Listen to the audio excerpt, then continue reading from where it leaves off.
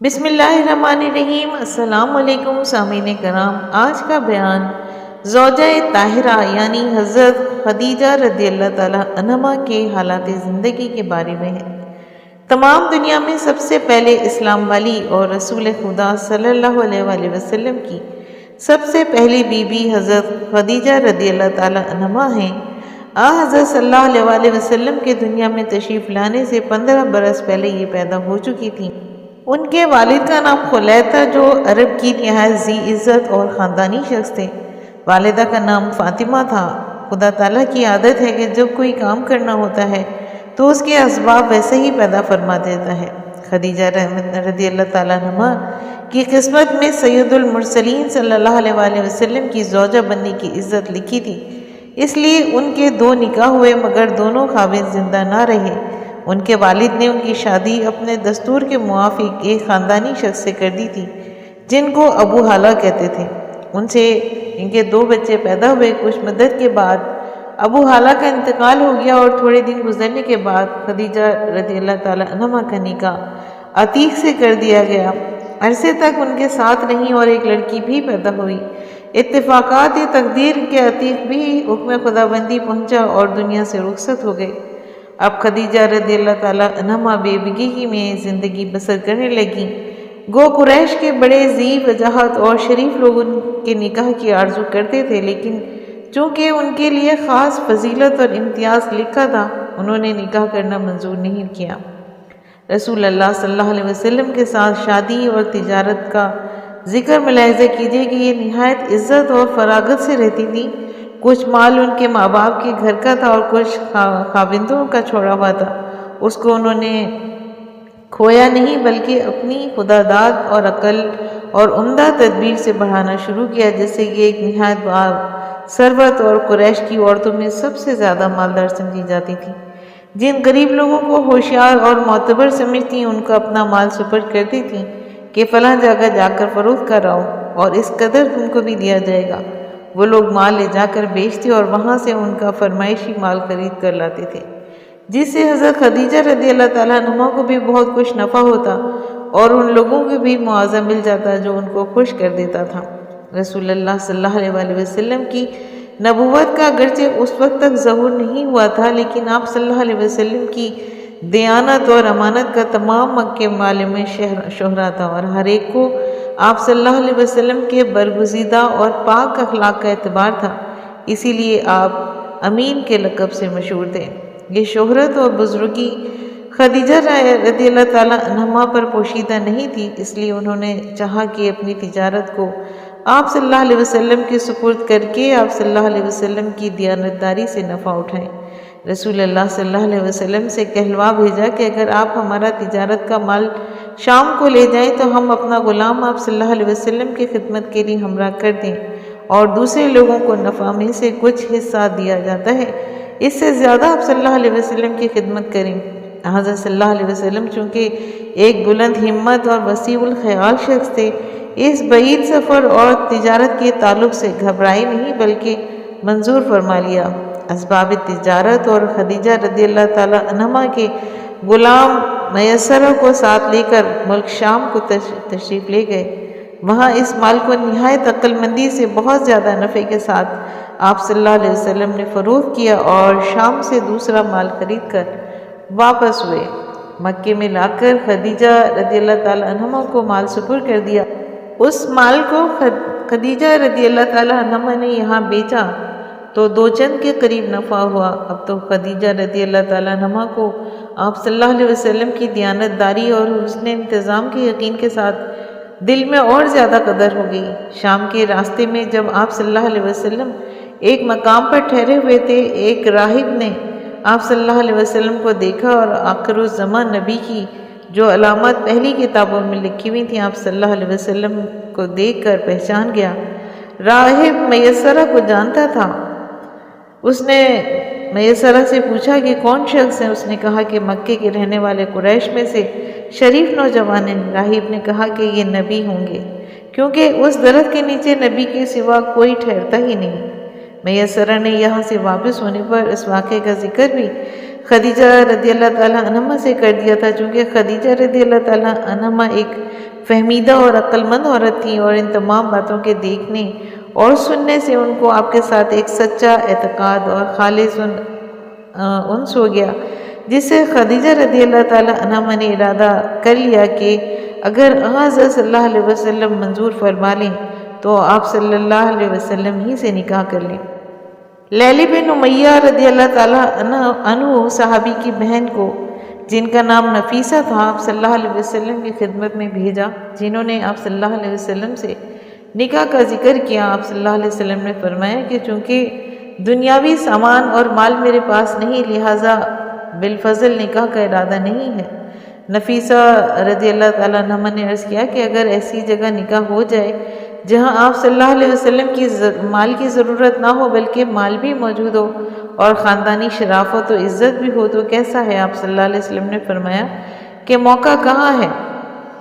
جب نفیسہ رضی اللہ تعالیٰ عنہ نے بیان کیا کہ خدیجہ رضی اللہ تعالیٰ عنہ آپ کے حسن اخلاق اور پاک خصلت اور شرافت کی وجہ سے آپ صلی اللہ علیہ وسلم سے نکاح کرنا چاہتی ہیں، اس کے علاوہ آپ صلی اللہ علیہ وسلم میں اور ان میں دور کی قرابت بھی ہے، آپ صلی اللہ علیہ وسلم نے اس تعلق و نسبت کو بلا تکلف منظور فرما لیا اور اپنے چچا حضرت حمزہ رضی اللہ تعالیٰ عنہ وغیرہ سے اس کا ذکر کیا۔ سب نے اس کو پسند کیا۔ چونکہ خدیجہ رضی اللہ تعالیٰ عنہ کے والد کا انتقال ہو چکا تھا، لہٰذا حضرت صلی اللہ علیہ وسلم کا حمزہ رضی اللہ تعالیٰ عنہ کو ساتھ لے کر خدیجہ رضی اللہ تعالیٰ عنہ کے چچا عمرو بن اسد کے پاس دستور کے موافق خطبہ یعنی رشتہ یا پیام نکاح کے لیے تشریف لائے۔ رسول اللہ صلی اللہ علیہ وسلم کی اعلیٰ درجے کی شرافت خاندان سے کون ناواقف تھا، اور آپ صلی اللہ علیہ وسلم کے پاکیزہ اخلاق کی مکہ میں کس کو خبر نہ تھی؟ پھر عمرو بن اسد اس مبارک تعلق سے کیسے انکار کر سکتے تھے؟ انہوں نے بھی منظور کر لیا۔ نکاح کے لیے آپ صلی اللہ علیہ وسلم کے چچا ابو طالب وغیرہ آپ صلی اللہ علیہ وسلم کے ہمراہ خدیجہ رضی اللہ تعالیٰ عنہا کے مکان پر گئے۔ وہاں عمرو بن اسد خدیجہ رضی اللہ تعالیٰ عنہ کے چچا نے وہاں کے قاعدے کے موافق نکاح کا خطبہ پڑھایا، پھر ابو طالب نے بھی خطبہ پڑھا۔ اس کے بعد حضرت صلی اللہ علیہ وآلہ وسلم کے ساتھ خدیجہ رضی اللہ تعالیٰ عنہ کا عقد کر دیا اور 500 درہم مہر مقرر ہوا۔ آپ صلی اللہ علیہ وسلم کو اور آپ صلی اللہ علیہ وسلم کے خاندان کو اس عقد سے بڑی خوشی ہوئی، اور آپ صلی اللہ علیہ وسلم نے ایک اونٹ ذبح کر کے ولیمہ بھی کیا۔ یہ وہ زمانہ تھا کہ رسول اللہ صلی اللہ علیہ وآلہ وسلم کی نبوت ظاہر ہونے میں ابھی 15 برس باقی تھے اور عمر شریف 25 سال تھی۔ جو لوگ خدیجہ رضی اللہ تعالیٰ عنہ کے نکاح کی امید میں بیٹھے تھے وہ اس واقعے سے بہت جلتے تھے اور کہتے تھے کہ معلوم نہیں خدیجہ رضی اللہ تعالیٰ عنہ کی عقل پر کیا پردہ پڑ گیا ہے، نعوذ باللہ کہ ایک فقیر سے نکاح کر بیٹھی۔ خدیجہ رضی اللہ تعالیٰ عنہ کو یہ خبر پہنچی تو کہہ دیا کہ میرے پاس جو کچھ مال ہے وہ سب میں محمد صلی اللہ علیہ وسلم کو دیتی ہوں، اب تو آپ صلی اللہ علیہ وسلم سب سے زیادہ دولت مند ہو جائیں گے۔ اس واقعے کی طرف سورہ والضحیٰ میں خدا تعالیٰ نے ارشاد فرمایا ہے کہ دیکھو اے محمد صلی اللہ علیہ وسلم تم مفلس تھے، ہم نے خدیجہ رضی اللہ تعالیٰ عنہ کے مال سے تم کو مالدار بنا دیا۔ خدیجہ رضی اللہ تعالیٰ عنہ اور آپ صلی اللہ علیہ وسلم کے ساتھ رہنے لگے۔ حضرت خدیجہ رضی اللہ تعالیٰ عنہ آپ کی دل سے عزت کرتی تھیں اور ہر بات میں آپ کی مرضی کو مقدم سمجھتی تھیں۔ آپ صلی اللہ علیہ وسلم بھی نہایت محبت اور مروت سے ان کے ساتھ معاملہ کرتے تھے، اور اب جو کچھ بھی خدیجہ رضی اللہ تعالیٰ عنہ کے پاس تھا وہ آپ صلی اللہ علیہ وسلم ہی کا سمجھا جاتا تھا۔ اب دنیا وہی فکر سے آپ کو بالکل آزاد ہو گئی تھی اور پہلے سے زیادہ فراغت و اطمینان کے ساتھ عبادت میں مشغول رہنے لگے۔ خدیجہ رضی اللہ تعالیٰ عنہ کی اولاد کے بارے میں ملاحظہ کریں کہ حضرت خدیجہ رضی اللہ تعالیٰ عنہ کو ایک یہ بھی خصوصیت حاصل ہے کہ حضرت صلی اللہ علیہ وسلم کی تمام اولاد حضرت خدیجہ رضی اللہ تعالیٰ عنہ ہی سے ہوئی ہے اور کسی زوجہ سے اولاد نہیں ہوئی، صرف آپ صلی اللہ علیہ وسلم کے ایک صحابزادے ابراہیم ماریہ قبطیہ رضی اللہ تعالیٰ عنہ کے وطن سے پیدا ہوئے جو لونڈی تھیں۔ خدیجہ رضی اللہ تعالیٰ عنہ کے پہلے خاوند ابو حالہ سے 2 بچے پیدا ہوئے، لڑکے کا نام حالہ اور لڑکی کا نام ہند تھا۔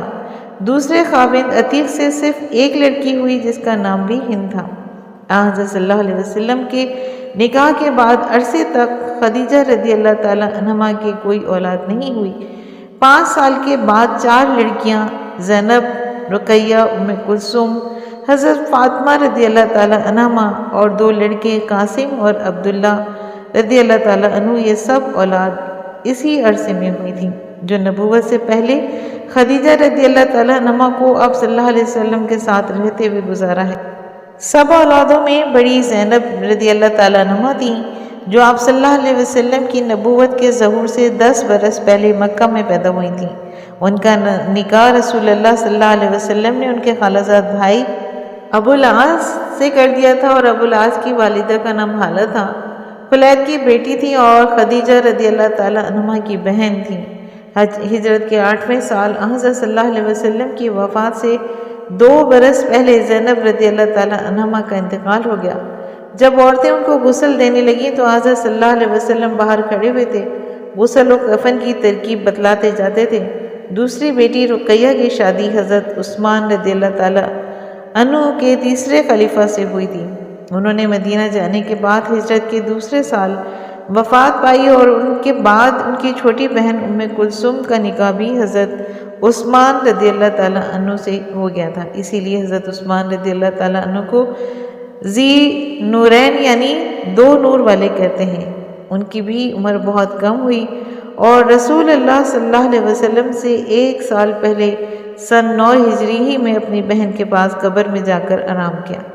لڑکیوں میں سب سے چھوٹی فاطمہ رضی اللہ تعالیٰ عنہا ہے جو حضرت صلی اللہ علیہ وسلم کے نبی ہونے سے 5 سال پہلے پیدا ہوئیں، اور مدینہ جانے کے بعد 2 سال رمضان المبارک میں حضرت علی رضی اللہ تعالیٰ عنہ سے نکاح ہوا، اور حضرت امام حسن اور حسین رضی اللہ تعالیٰ عنہ اور کئی بچے ان سے پیدا ہوئے۔ انہیں سے رسول اللہ صلی اللہ علیہ وسلم کی نسل دنیا میں جاری ہے۔ رسول مقبول صلی اللہ علیہ وسلم کی وفات کے 6 ماہ بعد انتقال فرما گئیں۔ صاحبزادوں میں سب سے پہلے قاسم پیدا ہوئے، انہی کی وجہ سے حضرت صلی اللہ علیہ وسلم کو ابو القاسم یعنی قاسم کے باپ کہتے تھے۔ یہ پاؤں چلنے لگے تھے اور صرف 1.5 برس دنیا میں رہنے پائے تھے کہ زندگی ختم ہو گئی۔ نبوت صلی اللہ علیہ وسلم سے پہلے ہی مکہ ہی میں پیدا ہوئے اور وہیں انتقال ہو گیا۔ آپ صلی اللہ علیہ وسلم کی اولاد میں سب سے پہلے انہی کی وفات ہوئی ہے، اور ان کے بعد دوسرے نبی زادے عبداللہ رضی اللہ تعالیٰ عنہ ہوئے، اور بہت تھوڑے دنوں دنیا کو دیکھا اور قبر کی گود میں جا سوئے۔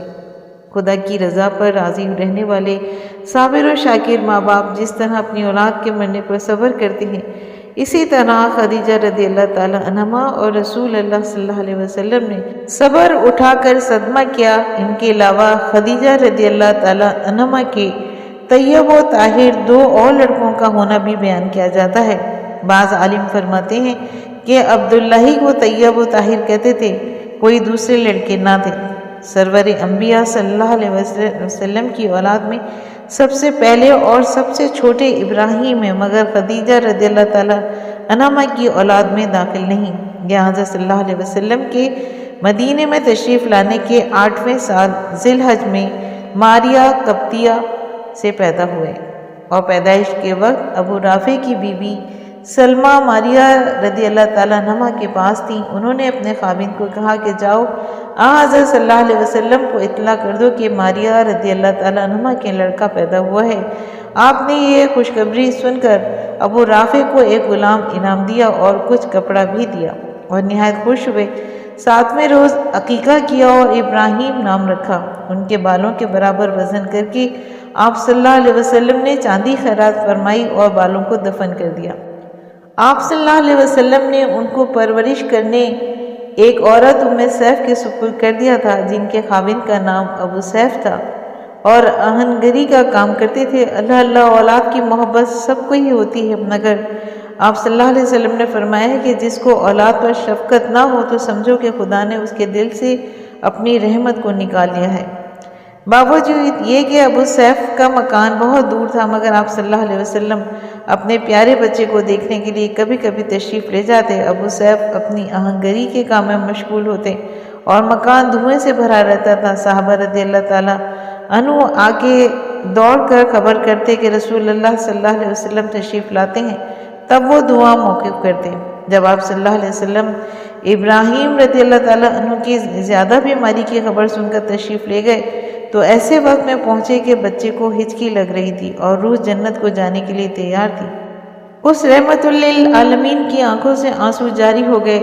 لوگوں نے تعجب سے عرض کیا کہ یا حضرت آپ صلی اللہ علیہ وسلم بھی آنسو بہاتے ہیں؟ آپ صلی اللہ علیہ وسلم نے فرمایا کہ دل سے رنج کرنے اور آنکھ سے رونے میں کچھ حرج نہیں ہے، یہ تو خدا کی رحمت ہے۔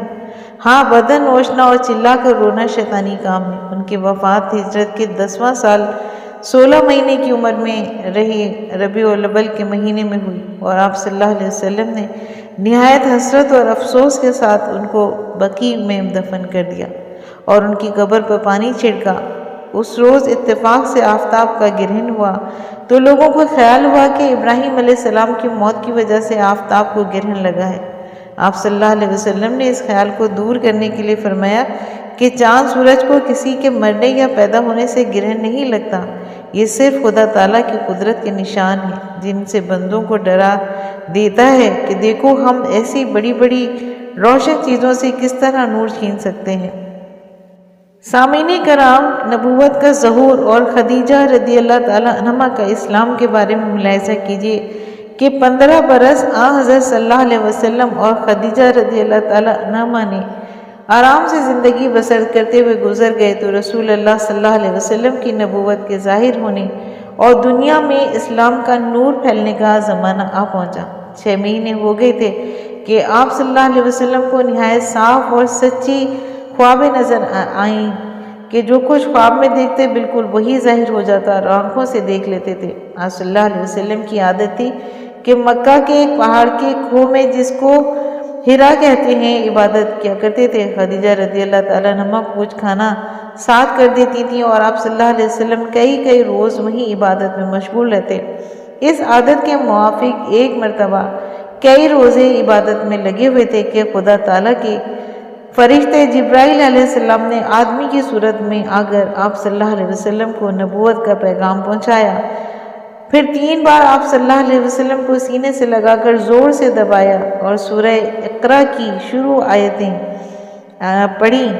چونکہ یہ سب سے پہلا واقعہ تھا اور نبوت کا بار اٹھانا کچھ آسان کام نہیں تھا، اس لیے آپ صلی اللہ علیہ وسلم گھبرا گئے اور خوف ہو گیا کہ دیکھیے یہ بار گناہ مجھ سے اٹھنے کا یا اس میں جان جائے گی۔ کانپتے ہوئے مکان پر خدیجہ رضی اللہ تعالیٰ عنہا کے پاس پہنچے اور فرمایا کہ جلد مجھے کپڑا اڑا دو۔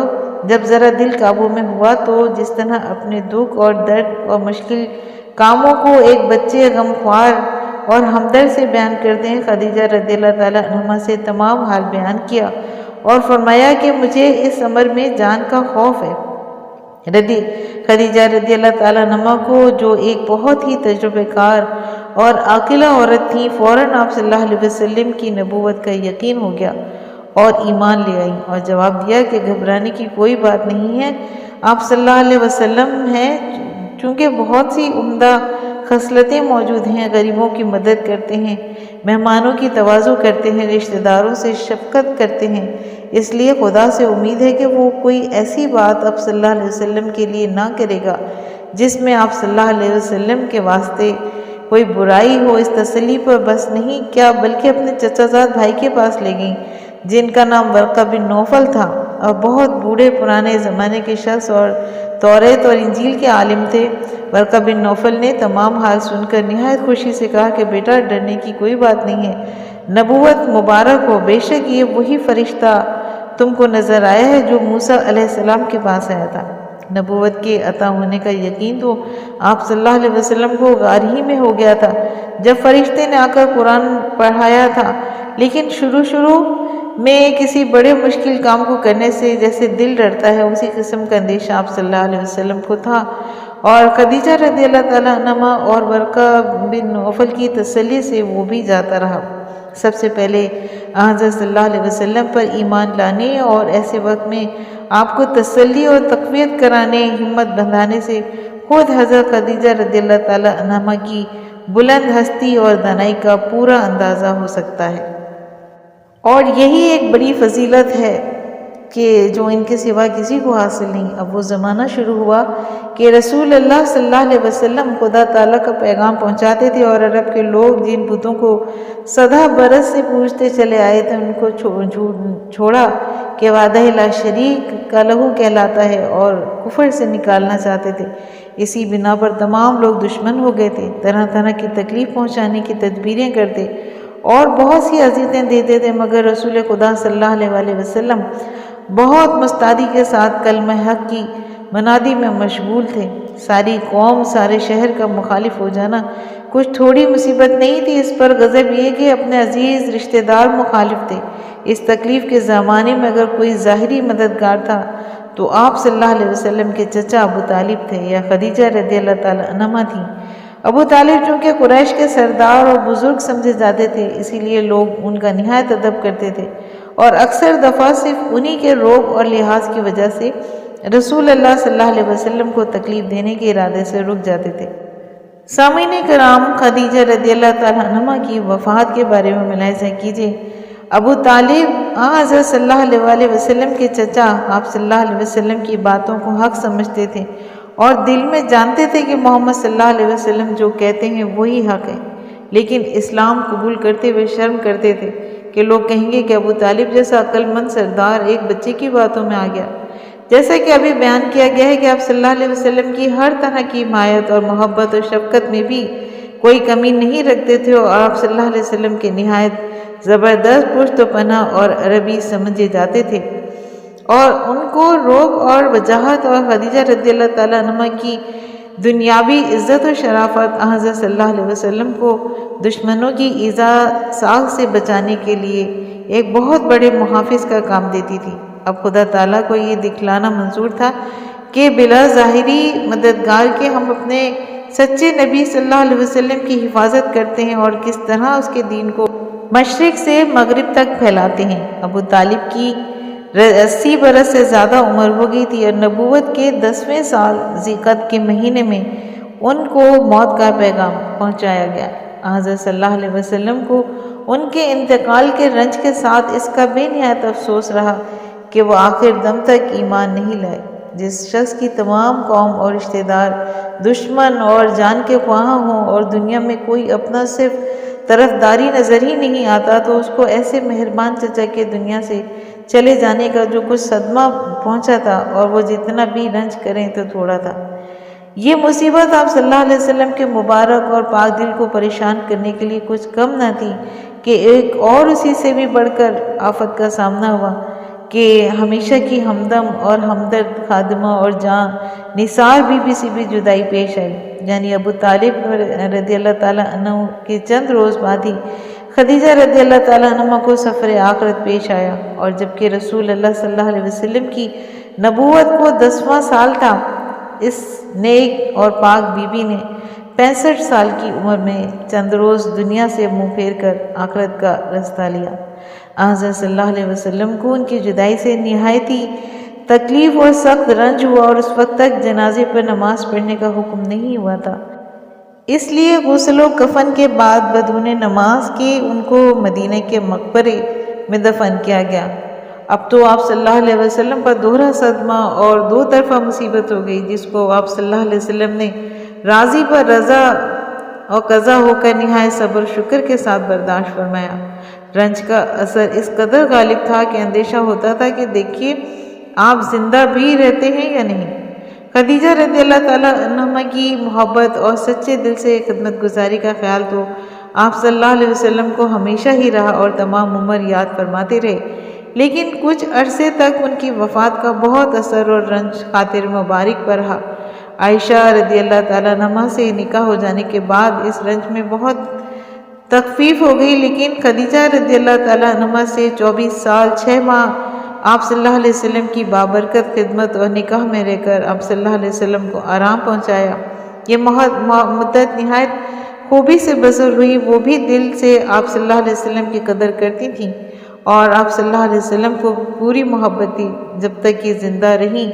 دوسرا نکاح آپ صلی اللہ علیہ وسلم نے نہیں کیا، اور ان کے بعد باوجود بہت سے نکاح ہو جانے کے برابر ان کو یاد فرمایا کرتے تھے، تعریف کیا کرتے تھے۔ بہت کم ایسا ہوتا تھا کہ آپ صلی اللہ علیہ وسلم گھر پر تشریف لاتے ہوں اور ان کا ذکر نہ آ جاتا ہو۔ حضرت عائشہ رضی اللہ تعالیٰ عنہ فرماتی ہیں کہ اگرچہ میں نے خدیجہ رضی اللہ تعالیٰ عنہ کو دیکھا بھی نہیں اور وہ میرے آنے سے پہلے دنیا سے گزر چکی تھی، لیکن مجھے بہت زیادہ رشک آپ صلی اللہ علیہ وسلم کی کسی بھی بیوی پر نہیں آیا جتنا خدیجہ رضی اللہ تعالیٰ عنہ پر آیا تھا۔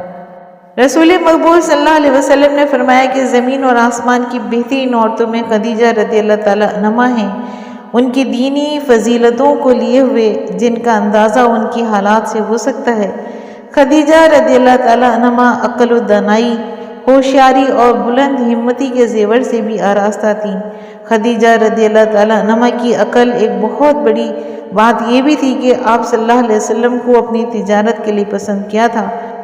غرض کہ ابو طالب رضی اللہ تعالیٰ عنہ اور حضرت خدیجہ رضی اللہ تعالیٰ عنہ کی موت کے بعد دشمنوں کو تکلیف پہنچانے کا موقع مل گیا اور خوب مخالفتیں بھی کیں، اور آپ صلی اللہ علیہ وسلم اذیتوں کو برداشت کرتے ہوئے مکہ میں رہے، یہاں تک کہ 3 سال کے بعد جن دنوں میں کافر آپ صلی اللہ علیہ وسلم کے قتل کا ارادہ کر رہے تھے، نعوذ باللہ، خدا تعالیٰ نے آپ صلی اللہ علیہ وسلم کو وطن چھوڑنے کا حکم فرمایا اور آپ صلی اللہ علیہ وسلم ہجرت کر کے مدینہ منورہ کو تشریف لے گئے، جہاں جا کر اسلام کو وہ رونق و ترقی ہوئی کہ تمام دنیا میں یہ سچی آواز پہنچ گئی، لا الہ الا اللہ محمد الرسول اللہ۔ سامعین کرام، امید کرتی ہوں کہ آپ کو میرا آج کا بیان پسند آیا ہوگا۔ اگر آپ کو آج کا بیان پسند آیا ہے تو آپ اپنے چینل فضائل اسلام کو لائک اور سبسکرائب کیجیے اور ساتھ لگے بیل آئیکن کو پریس کیجیے تاکہ آنے والی نئی ویڈیوز کا نوٹیفیکیشن آپ کو سب سے پہلے ملے۔ شکریہ۔